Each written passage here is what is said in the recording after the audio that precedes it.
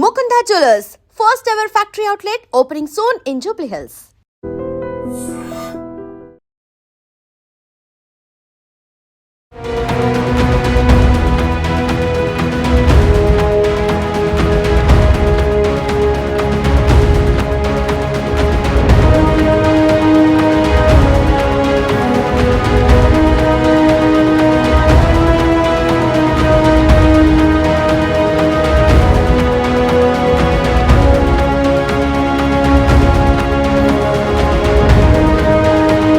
Yalamanchili railway స్టేషన్లో టాటా నగర్ ఎర్నాకుళం ఎక్స్ప్రెస్లో జరిగిన ప్రమాద దృశ్యాలు మీరు ఇప్పటికే చూస్తున్నారు. చాలా బాధాకరం.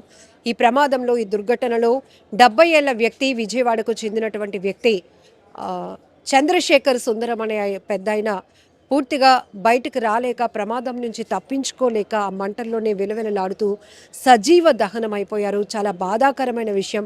ఆ కుటుంబం విశాఖలోనే ఉంటుంది. వీళ్ళు విజయవాడలో ఆయన క్లాత్ మర్చెంట్గా చేస్తున్నారు. అయితే ఆయనతో పాటు ఈ వ్యాపారానికి సంబంధించి 5 లక్షల రూపాయల నగదు కూడా తీసుకెళ్తున్నట్టు తెలుస్తోంది. ఆయన దువ్వాడ రైల్వే స్టేషన్ నుంచి విజయవాడ వెళ్తూ ఉండగా ఈ టెక్నికల్గా జరిగినటువంటి ప్రమాదంలో ఆయన సజీవ దహనమయ్యారు. అయితే ఇప్పటి వరకు ప్రాథమికంగా జరిగినటువంటి ఇన్ఫర్మేషన్ ఆధారంగా చూస్తే కనుక లోకో పైలటే ఈ ప్రమాదాన్ని గుర్తించారు. బ్రేక్ ప్రెజర్స్లో ఆయన కొంత ఇబ్బందిని గమనించటం వల్ల టెక్నికల్ ఇష్యూ జరుగుతోందని, అందులోనూ M2 B1 ఈ 2 కోచ్ల్లో జరిగినటువంటి అగ్నికేలలు మొదటగా వ్యాపించాయి. ఒక కోచ్లో మొదలయ్యి ఆ తర్వాత పక్క కోచ్ కూడా పూర్తిగా వ్యాపించడంతో ఇమీడియట్గా అలర్ట్ అయినటువంటి అధికారులు మిగతా ట్రైన్ని అయితే డిస్కనెక్ట్ చేశారు. దాంతో పెద్ద ప్రమాదమే తప్పిందని చెప్పాలి. ఎందుకంటే క్షణాల్లో మంటలు అన్ని బోగీలకు వ్యాపించే ప్రమాదం ఉంది కాబట్టి చాలా తీవ్ర స్థాయిలో ప్రమాద తీరు జరిగే అవకాశం ఉంటుంది. కాబట్టి ఇమీడియట్గా ఫస్ట్ ఏదైతే ఈ 2 బోగీలు ఉన్నాయో B1 M2 ఈ రెండింటిని కూడా డిస్కనెక్ట్ చేశారు. ఆ తర్వాత మిగతా ట్రైన్ని సేఫ్గా తీసుకువెళ్ళి ఆ తర్వాత దాన్ని కొంత ఆలస్యంగా దాన్ని మూవ్ చేయడం జరిగింది మిగతా ప్రయాణికులతో. అయితే ఈ 2 కోచ్లో ప్రమాదం జరిగినప్పుడు 143 మంది ప్రయాణిస్తున్నారు. అందులో అందరూ కూడా ఎమర్జెన్సీ విండోస్ ఏవైతే ఉంటాయో వాటి నుంచి తప్పించుకున్నారు. అలాగనే మెయిన్ డోర్ నుంచి కూడా చాలామంది ప్రాణాలు కాపాడుకోవడానికి పరుగులు తీశారు. చాలామంది ప్లాట్ఫామ్ మీదకి చేరుకున్నారు. కానీ 70 ఏళ్ళు ఉన్నటువంటి ఒక పెద్ద ఆయన మాత్రం ఆ ప్రమాదం నుంచి తప్పించుకోలేకపోయారు. అయితే ఇప్పుడున్న ఇన్ఫర్మేషన్ ప్రకారం కూడా చుట్టూ మంటలు వ్యాపించిన టైంలో కూడా అతను వాళ్ళ అమ్మాయికి ఫోన్ చేసి, అమ్మ చుట్టూ మంటలు చుట్టుముట్టేశాయి, భయమేస్తోంది అంటూ చివరిగా మాటలు మాట్లాడినట్లు కూడా తెలుస్తోంది. ఆ మాటలు గుర్తు చేసుకుంటూ ఆ మృతుడి కూతురు కూడా ఇక్కడికి చేరుకున్నారు. ఆమె చాలా బోరును విలిపించారు. నా తండ్రిని నేను కోల్పోయాను, తన ప్రాణాలు తను కాపాడుకోలేకపోయినటువంటి పరిస్థితి. ఇంతమంది ప్రయాణికులు తమ ప్రాణాలని రక్షించుకోగలిగారు, కానీ తన తండ్రి మాత్రం ప్రమాదంలో చిక్కుకుపోయారు, ప్రాణాలు విడిచారు అంటూ ఆ మృతదేహం తీరును చూసి కూడా ఆమె గుండెలు అవిసేలా రోధించింది. చాలా బాధాకరం. ఆ దృశ్యాలు చూడడానికి కూడా చాలా డిస్టర్బింగ్గా ఉన్నాయి. ఎందుకంటే చూసి చిన్నపిల్లలైతే, తనతో పాటు ఒక చిన్న పాప కూడా వచ్చింది. బట్ ఆ దృశ్యాలు చూడటానికి కూడా చాలా బాధాకరంగా ఉంది. అయితే ఆయన మృతదేహాన్ని తీసుకునే ముందు ఒక బ్యాగ్ని అయితే పోలీసులు గుర్తించడం జరిగింది. లోపల కాలిపోయి ఉన్నటువంటి బ్యాగ్ని కూడా బయటకు తీస్తే ఆ బ్యాగ్ నుండి ఫుల్గా క్యాష్ ఉంది, కొన్ని నోట్లు అయితే కాలిపోయాయి. మొత్తం అది 5 లక్షలు.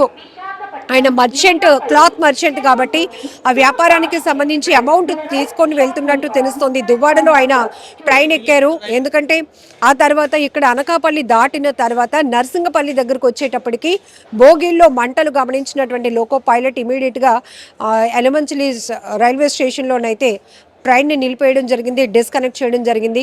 బట్ ఒక్కసారిగా తెల్లవారుజామున 12:45 ప్రాంతంలో, 1:45 ప్రాంతంలో ఈ ప్రమాదం జరిగినట్టు తెలుస్తోంది. ఆ సమయంలో అసలు ప్రత్యక్ష సాక్షులు కూడా అందులో ప్రయాణించే వారే తప్ప ఇక్కడ ఎవరు కూడా ప్లాట్ఫామ్ మీద ఉన్నటువంటి షాపులు వాళ్ళు కానీ ఎవరు లేరు.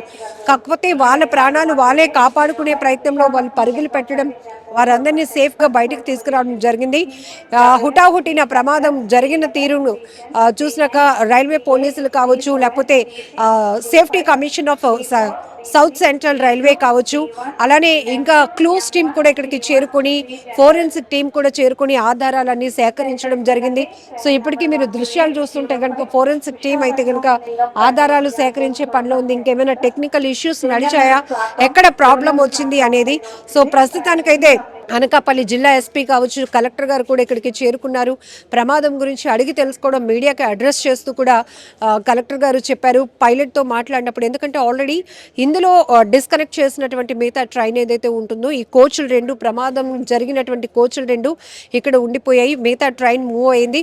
ఆ టైంలోనే లోకో పైలట్తో కూడా కలెక్టర్ గారు మాట్లాడి ఏం జరిగిందో అడిగి తెలుసుకున్నప్పుడు, బ్రేక్ సంబంధించినటువంటి ప్రెజర్ ఏదైతే ఉంటుందో, బ్రేక్లు నొక్కినప్పుడు ఆ ప్రెజర్లో ఇబ్బంది అనేది ఆయన టెక్నికల్గా గుర్తించారు. అయితే ఇది పూర్తిగా ప్రమాదం అని చెప్పేసి అది లోకో పైలట్ గారు చెప్పినటువంటి మాటల ద్వారా కూడా అధికారులు డిక్లేర్ చేస్తున్నారు. అయినప్పటికీ కూడా లోతైన దర్యాప్తు కొనసాగుతుంది. ఎందుకంటే ట్రైన్ యాక్సిడెంట్లు, రైలు ప్రమాదాలు అనేటప్పటికీ ఖచ్చితంగా చెప్పాలి, సురక్షితమైన ప్రయాణం ఎంత లాంగ్ అయినా కూడా సేఫ్గా ఫ్యామిలీతో కంఫర్టబుల్గా జర్నీ చేయడానికి ఎక్కువగా ఫస్ట్ ప్రిఫరెన్స్ అనేది ట్రైన్కే ఇస్తారు. అట్లాంటిది ట్రైన్లో కూడా ఇలాంటి తరచూ ప్రమాదాలు జరుగుతూ ఉండటం అనేది చాలా బాధాకరం. టెక్నికల్ ఇష్యూలు కావచ్చు.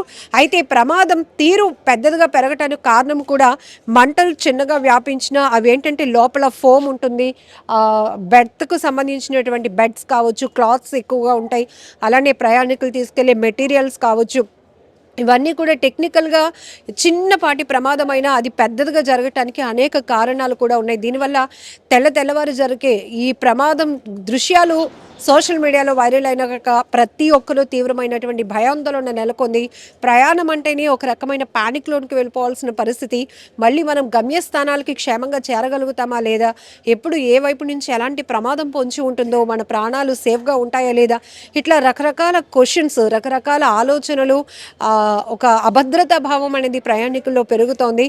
బట్ ఇప్పటికైనా కూడా రైల్వే పూర్తి స్థాయిలో ఫోకస్ చేయాల్సినటువంటి అవసరం ఉంది. ఎందుకంటే ఇద్దరు కాదు, ముగ్గురు కాదు, పదులు కాదు, వందల మంది రైళ్లలో ప్రయాణించే వారి సంఖ్య ఉంటుంది. కాబట్టి జరగరాని ప్రమాదాలు ఇట్లాంటివి జరిగి ప్రమాదం ఎక్కువగా జరిగితే మాత్రం ఊహించడానికి కూడా చాలా కష్టంగా ఉంటుంది.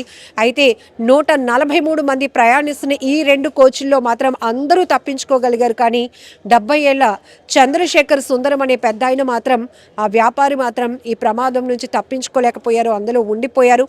ఒకవేళ ఆయన లగేజ్ గురించి వదిలేసి ఆయన అంతలో ఆయన బయటకు రాగలిగే ప్రయత్నం చేస్తే సేఫ్గా ఉండేవారేమో.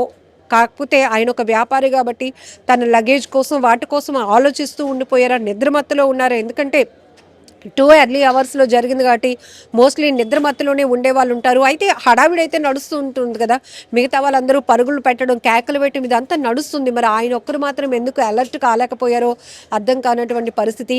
ఈ మాటలు తలుచుకుంటూనే ఆ కూతురు కూడా కన్నీళ్లు పెట్టుకుంటుంది. ఆ తండ్రి మృతదేహాన్ని చూసి బోరును వెలిపించింది ఆమె కూడా. అయితే బ్యాగ్లో ఉన్నటువంటి క్యాష్ కూడా, కొన్ని నోట్లు అయితే కాలిపోయినటువంటి పరిస్థితులు కూడా ఉన్నాయి. ఆయన తరలించడానికంటే వ్యాపార దృష్ట్యా ఆయన ఈ జర్నీ కంటిన్యూ చేస్తున్నట్టుగా కూడా తెలుస్తోంది. బట్ ఏదైనా ఈ దుర్ఘటనలో ఆయన ప్రాణాలు కోల్పోయారు. చాలా బాధాకరమైన ఘటన.